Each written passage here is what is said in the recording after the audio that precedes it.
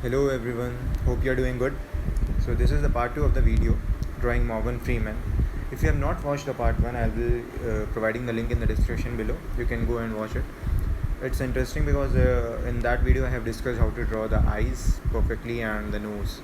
And in this video we will be discussing about how to draw the complete face, the lips, the cheeks, the skin tone, the ears and all. So we'll be drawing the whole photo here. Let's begin. So as you can see, my drawing is like the portrait is halfway complete. The eyes are here, the nose and the skin tone I have already established a lighter variant over here by using a 2H pencil. Now we'll be doing the outline first, and then we'll be moving towards our lips region.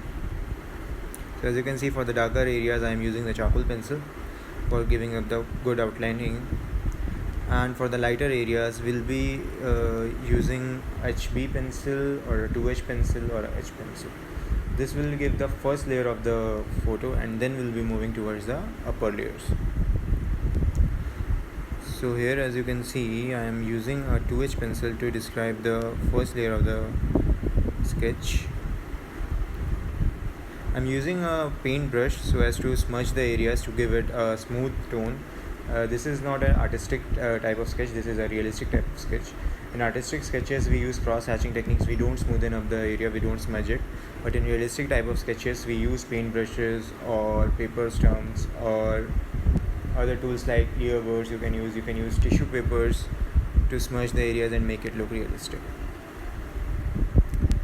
So for the lips region I am first darkening making the darker areas using the charcoal pencil, and then I am using a 4B pencil or a 6B pencil to make the definite darker outlines over the lips.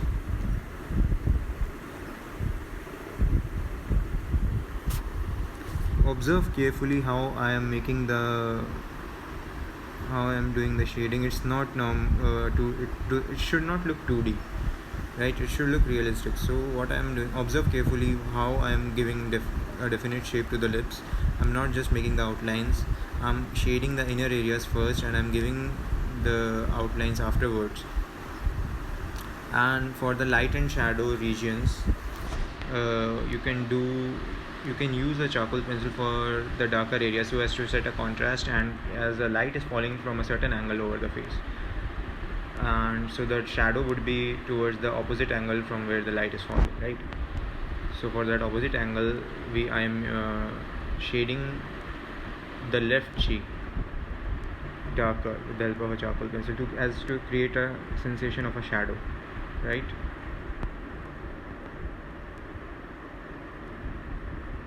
So for the mustache I am making a slightly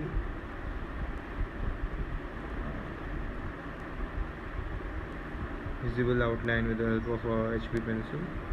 And then we are moving towards the eye regions. For the wrinkle regions, since Morgan Freeman is an elderly man, he is around 83 years old, and I am making a portrait which is of his current age and not of his younger ages. So that is why we have to make some wrinkles over the face, and for that we'll be using making it darker, and we'll be using a 4B or a 6B. You can use charcoal also, but so it should be blended with the face, it should not stand out, right? It's not a completely hyper realistic portrait, it's just a realistic portrait, so we are not aiming to give a photorealistic effect to this. So there is a difference between hyper realistic and realistic. If you want me to discuss it, I'll be uploading a separate video about it, but right now we are making a realistic portrait. As you can see, I have made the eyebrows also as very light eyebrows as of now. I won't be darkening it because as you can see his picture, his eyebrows are a greyish in color, not black. So as to give it a effect, we won't be darkening it more than the face. It might be looking darker right now, but as we will progress towards the face, we'll make more layers of skin and then the photo should look more realistic, right? So he has some, if you observe his face, he has some black spots over his face. So I have made those spots beforehand. You can do it afterwards also. So what these spots are very important because they make the face look realistic, and it gives a definite complex structure to the face. His face is a very complicated, he has a very complicated facial structure, which helps portrait artists to make, they have a definitive study about his face. So what I'm doing is I'm making the second layer of the face and the forehead region. Then I'll be proceeding towards the hair.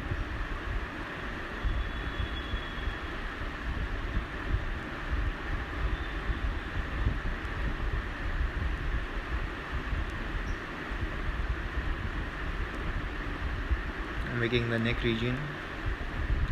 The neck region, what I have seen in most cases, like people don't make the neck region, or they make the neck region very narrow than that of the face. Then it looks like a caricature. But when you're making a realistic portrait, you should make sure that the broadness of the neck and the width of the face should match. Like it should give a uniform outlook feature towards the face, right? Should not make a narrow neck than that of the face. Then it will look like a caricature.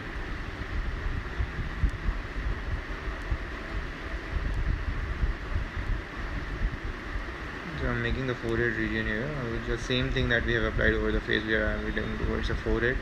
I'm slightly shading it,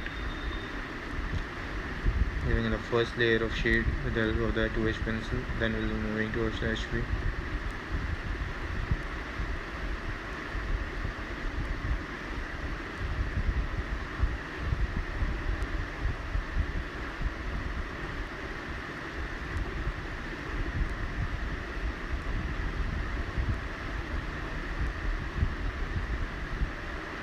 We'll be doing highlights after we make the full facial structure.